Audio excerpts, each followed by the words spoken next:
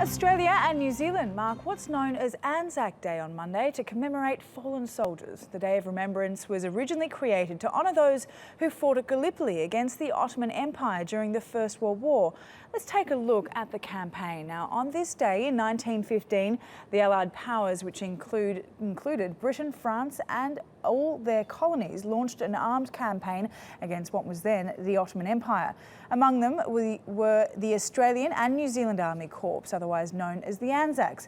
Their soldiers landed on the peninsula for a ground offensive to open up a strait for the Allied Navy. The narrow strait, the Dardanelles, connects the Aegean Sea to the Marmara Sea, which would ultimately allow the Allies to advance on the Ottoman capital, Constantinople, which is the city of Istanbul in modern-day Turkey. But after more than 8 months of fighting, the Ottomans won in what is considered one of their greatest victories during the war. But it sustained more than 250,000 casualties, while the Allies lost more than 140,000 troops, among them more than 36,000 members of the Anzac forces. Our Nicole Johnston is at the Gallipoli Peninsula for us, where commemorations are being held. Nicole, this is a very significant event for many Australians and New Zealanders. They flock to Gallipoli shores to honour and pay their respects. Tell us more about the significance of today.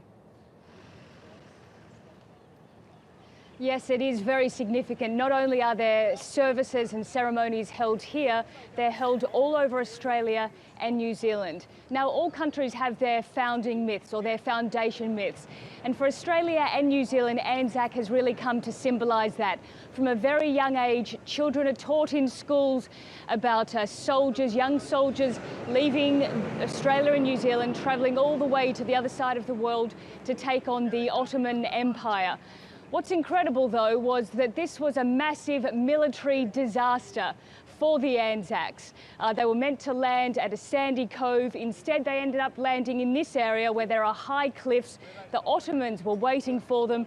And as you just heard, this developed into an 8-month stalemate.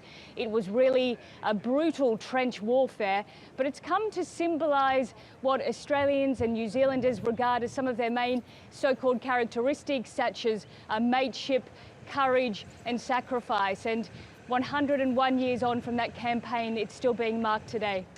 And it's obviously a very important day for many Australians and also New Zealanders, as you mentioned. But what about the Turks? So how does Turkey remember this day? Well, it's an interesting question, because when you speak to some people in Turkey, or many people in Turkey, they're somewhat surprised that Australia and New Zealand mark this day, which was such a military disaster for them.